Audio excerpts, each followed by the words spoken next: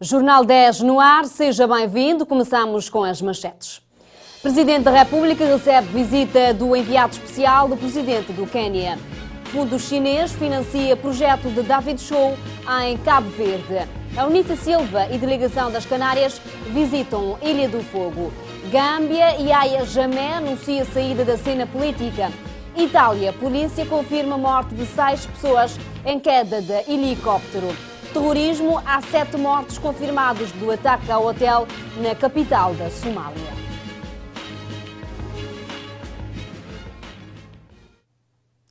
Vamos agora ao desenvolvimento.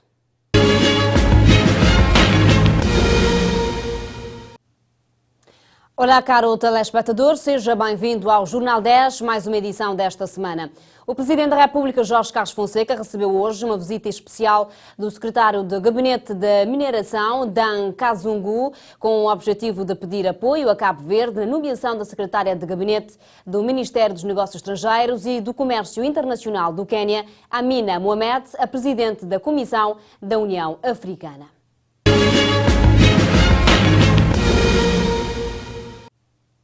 O Ministro das Finanças alertou da necessidade de Cabo Verde ir à procura de oportunidades de financiamento de empresas noutros países. Esta necessidade é ditada, segundo o Ministro, pelo facto do país ser uma economia insular emergente, dependente de variáveis externas. Existe um orçamento quase que limitado para financiar projetos empresariais em Cabo Verde.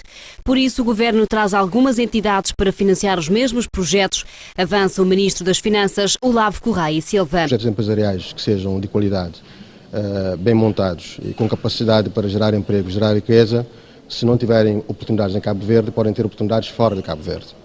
E esse montante é ilimitado. Portanto, o que nós queremos, enquanto Governo, é criar as condições para que os empresários tenham contacto, tenham acesso, tenham toda a informação e possam também apresentar projetos a essas entidades internacionais, nomeadamente a FC, mas também teremos outras entidades que estão em condições de financiar projetos em Cabo Verde, porque o setor privado é importante, precisa de financiamento e o Governo está em condições de ajudar a trazer esses financiamentos para que o país possa crescer e possa desenvolver. O Ministro acrescenta ainda que é preciso reforçar o quadro macroeconómico e criar condições de forma a obter financiamentos externos em relação aos projetos domésticos. Nós estamos a trabalhar, é preciso reforçar o quadro macroeconómico, é preciso criar as condições para a plena convertibilidade, por forma que financiamentos externos possam também servir para financiar projetos domésticos. Portanto, esse quadro económico, macroeconómico, tem de ser salvaguardado, estabilidade macroeconómica, mas também temos que desenvolver parcerias internacionais, nomeadamente com a FC e com outras entidades que estão disponíveis a vir para Cabo Verde e a financiar projetos. Ou seja,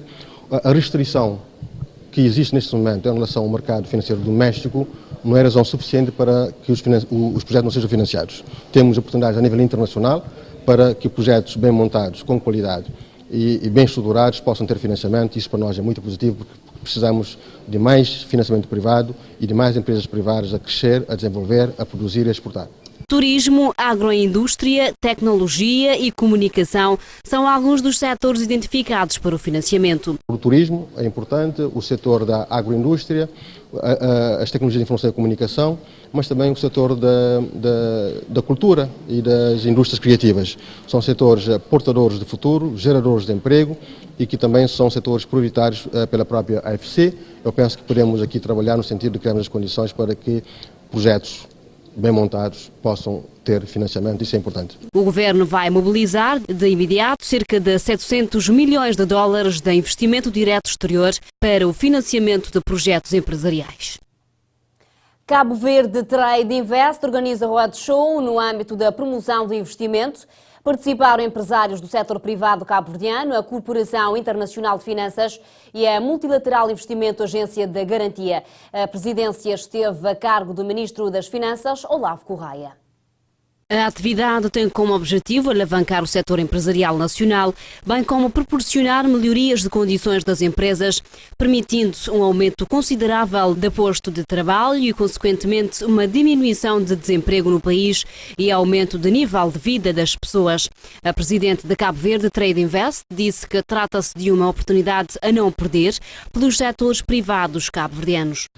Efetivamente, trata-se de uma oportunidade a não perder, tendo em vista a possibilidade do setor privado cabo-verdiano passar a conhecer os principais produtos e instrumentos de financiamento da IFC e da MIGA, em particular nas áreas financeiras de agronegócio, infraestruturas, serviços, trade and competitiveness, entre outras áreas. É neste contexto que se inscreve esta reunião, permitindo a todos os participantes um esclarecimento cabal quanto às potencialidades e oportunidades que a IFC e a MIGA oferecem. Frisou ainda que, juntamente com o Governo, Cabo Verde Trade Invest fará de tudo para ajudar as empresas cabo-verdianas a ultrapassar as dificuldades. Da nossa parte, volto a sublinhar que, juntamente com o Governo, tudo faremos para ajudar as empresas cabo-verdianas a ultrapassar certas situações menos agradáveis que têm vindo a enfrentar. Pois um setor empresarial forte é seguramente a base do crescimento e desenvolvimento de qualquer país. A dívida em relação ao PIB ainda é bastante elevada, por isso que é necessário que Cabo Verde racionalize as despesas e atrair os setores privados, avança o diretor-geral da IFC. A dívida em relação ao PIB ainda é bastante elevada. Ela foi 126% do PIB em 2015. Por isso, é que é necessário de racionalizar as despesas e atrair o setor privado para vos apoiar em vosso desejo de aumentar o crescimento, reduzir o desemprego dos jovens e que está atualmente em 28,6%.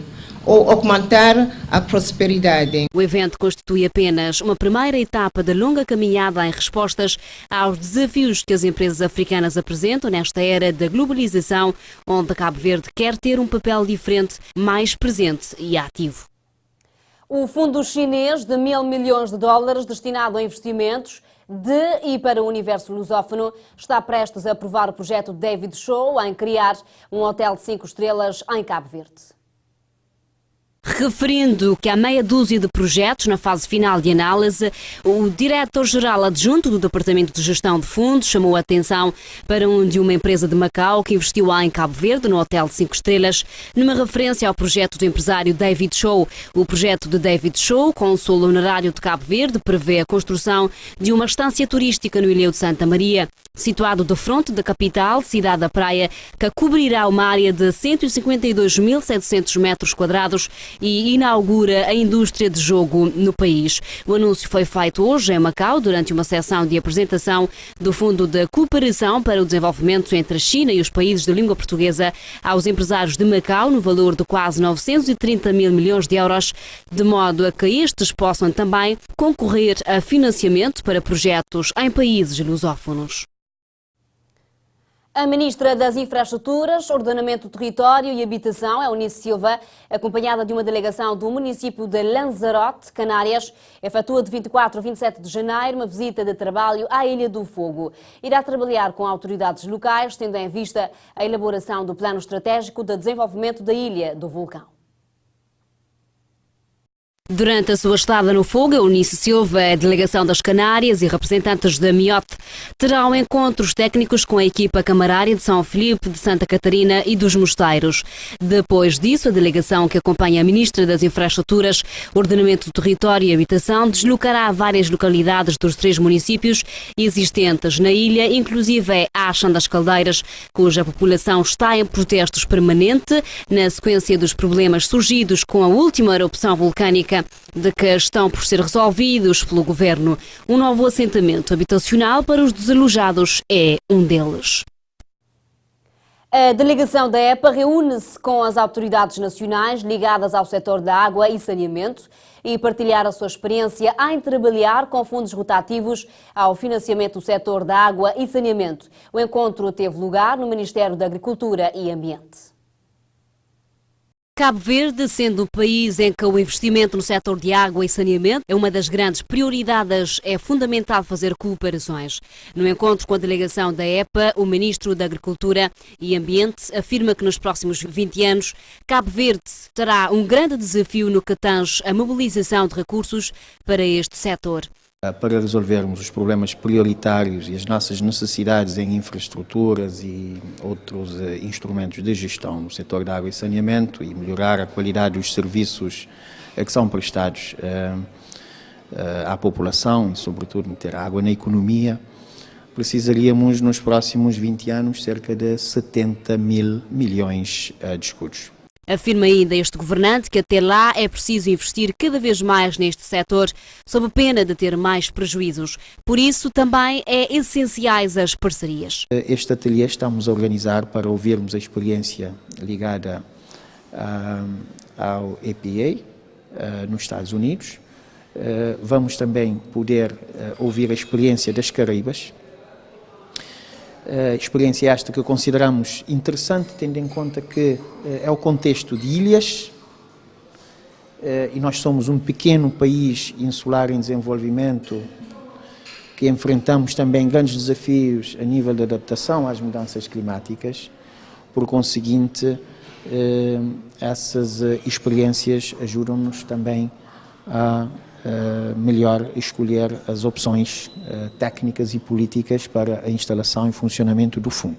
Este é o fundo de fase experimental de há 3 anos, ligado especialmente à boa gestão dos recursos colocados pelos Estados Unidos no quadro do segundo pacote do MCA e previsão para a sua aprovação e funcionamento é aproximadamente daqui a 3 meses, segundo conta o ministro Gilberto Silva.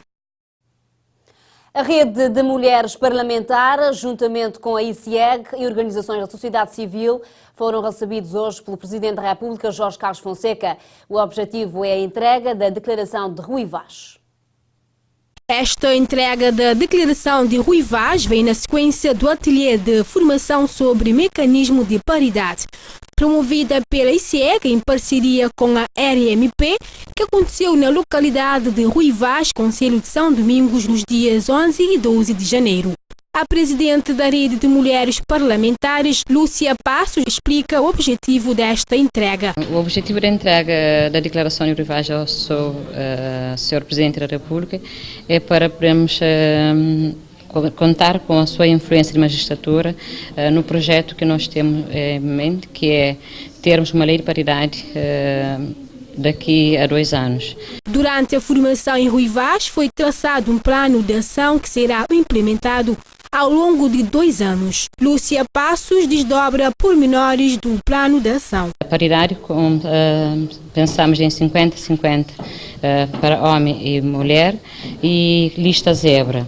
Esse trabalho não é um trabalho fácil, é um trabalho que certamente vamos encontrar muitas barreiras pela frente, porque nós estamos a falar de lugares que até hoje estão sendo ocupados pelos homens. Para além da situação política da mulher, esta rede de mulheres parlamentares pretende ainda analisar outra questão. A questão da participação das mulheres nas esferas de decisão, isso quer dizer em lugares de chefias. Então nós temos que fazer todo esse trabalho de sensibilização, não só do Sr. Presidente da República, portanto contar com o seu apoio e a sua influência na magistratura. Cabo Verde tem apenas 23% de mulheres no Parlamento, 25% no Governo e apenas 26% nas Assembleias Municipais. Momento agora para opiniões fortes. Vamos acompanhar o desenvolvimento do novo tema escolhido para esta quarta-feira. Opiniões fortes. O elenco semanal.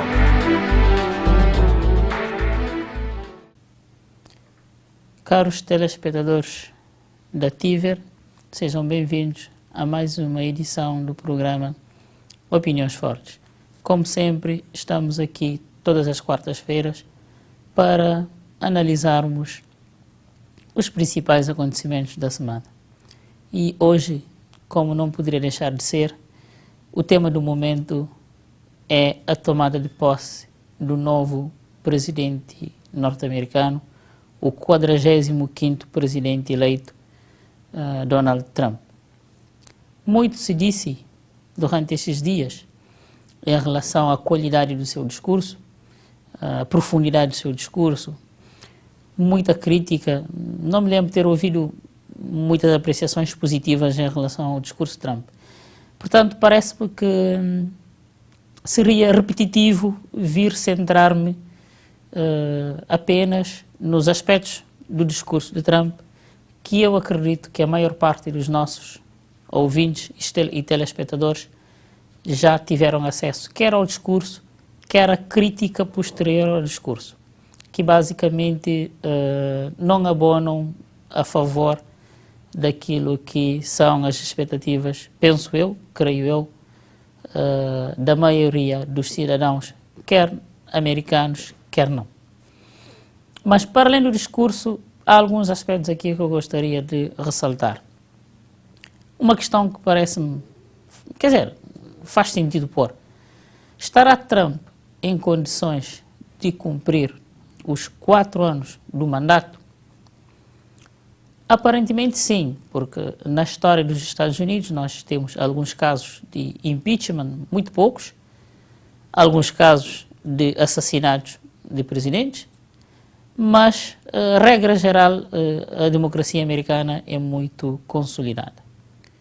Porém, Trump chega ao poder com níveis de popularidade relativamente baixos, com muita contestação, com ideias muito polêmicas e, portanto, quanto mais não seja, pelo menos do ponto de vista teórico, é possível pôr essa questão. Parece-me que se houver muitos escândalos, se houver medidas muito contraditórias, é possível que em algum momento do seu mandato alguém se lembre de pretender acionar uma possibilidade de impeachment. As probabilidades são baixas, mas não são nulas. Não é o primeiro caso de um presidente eleito em situações controversas. Lembro também de George Bush filho, George W. Bush, foi eleito também com um resultado eleitoral em termos de números de votos menor do que Al Gore na altura.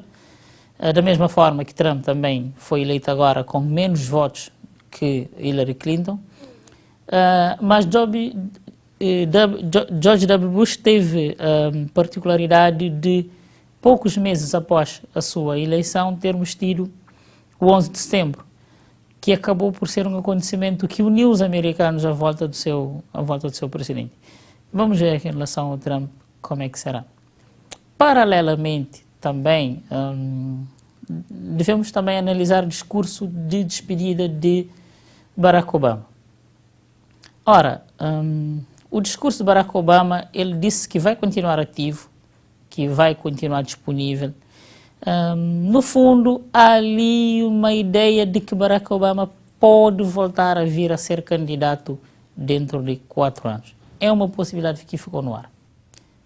Barack Obama é ainda relativamente jovem. Se pensarmos que Trump foi eleito agora com 71 anos, salvo erro, e Barack Obama ainda não completou 60 anos, se bem me recordo, ou está perto, acho que ainda não chegou a 60 anos. Portanto, Barack Obama é relativamente jovem, portanto, é bem possível que ele possa vir a querer ser candidato, maiormente se o Partido Republicano não conseguir encontrar um líder estável nos próximos tempos. Neste momento, o Partido Republicano está refém de uma boa liderança e das poucas lideranças com credibilidade a nível nacional e a nível internacional é Barack Obama. Portanto, estejamos atentos os próximos acontecimentos que venham a ocorrer nos Estados Unidos. Nos interessa a todos porque, sendo os Estados Unidos a maior potência mundial, qualquer decisão de fórum político, cultural, econômico que seja desencadear neste país tem claramente efeitos sobre o resto do mundo. Voltando às questões nacionais, queria trazer aqui mais uma vez a questão dos transportes marítimos. Ora, na semana passada voltámos a ter um pequeno incidente com o navio Liberdade, o que volta a pôr a nu as grandes fragilidades do país ao nível do transporte marítimo. Mas, paralelamente, este tipo de incidentes põe em causa e não só as fragilidades do transporte marítimo, mas as fragilidades da atividade econômica do país no seu todo. Porque sem barcos não há transferência de mercadoria entre as ilhas, os produtos agrícolas da cidade da Praia têm dificuldades de serem transportados para as outras ilhas, nomeadamente as ilhas mais turísticas e São Vicente, que é o segundo grande polo em termos demográficos. Não há mobilidade entre as pessoas precisam de viajar entre as ilhas, estudantes em férias, profissionais, turistas. Portanto, há um conjunto de atividades económicas que ficam paralisadas, a vida das empresas, dos proprietários agrícolas, dos produtores agrícolas, ficam também condicionados com este facto. Portanto, continua sendo um setor que precisa ser dado mais atenção, é preciso rever se cabe ao Estado assumir plenamente a questão do transporte marítimo, qual é o papel do privado nesse setor, quais são os custos, sobretudo depois do acontecimento do navio Vicente, e aqui saúdo o governo por ter reconhecido os direitos das famílias das vítimas e estar a chegar a um entendimento com as famílias no sentido de serem devidamente ressarcidos daquilo que é a responsabilidade do Estado em termos de compensação das famílias pelas perdas dos seus entes queridos. Mas, feito esse parêntese, parece-me que faz sentido, sobretudo depois do acidente com o navio Vicente, rever toda a política ao nível dos transportes marítimos, reforçando esse setor com uma intervenção mais forte do Estado em todos os níveis. É pelo menos essa a minha opinião. Bom, para terminar, soubemos esta semana que a regionalização do país pode custar cerca de 0,2% do nosso orçamento. Bom, ora, não foi possível perceber de que tipo de regionalização se trata, de qual modelo. Não sabemos se os outros modelos possíveis são mais caros ou mais baratos, mas pelo menos foi uma referência que nos foi passado pelo Ministro das Finanças. Espero que esta questão seja mais debatida e mais esclarecida nos próximos tempos, sobretudo no sentido de podermos perceber exatamente qual é a proposta atual do Governo em termos de modelo de regionalização do país. É um tema a acompanhar nos próximos tempos. Portanto, desejo uma boa semana a todos. Até a próxima quarta-feira. Opiniões fortes. As opiniões fazem-se na TIVER. Outras notícias neste jornal. Desta feita vamos ao redor do nosso continente saber das principais manchetes de África.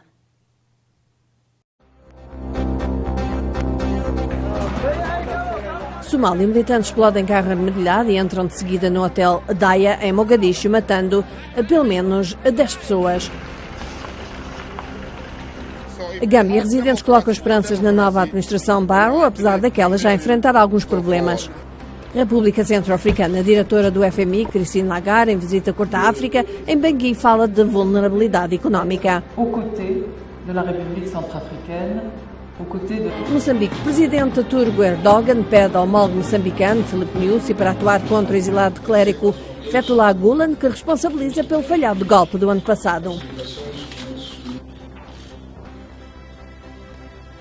A Tunísia, ministro dos Negócios Estrangeiros Kamal Djinaoui discute em Tunis cooperação relativamente à Líbia com o homólogo do Egito, Sameh Shoukry.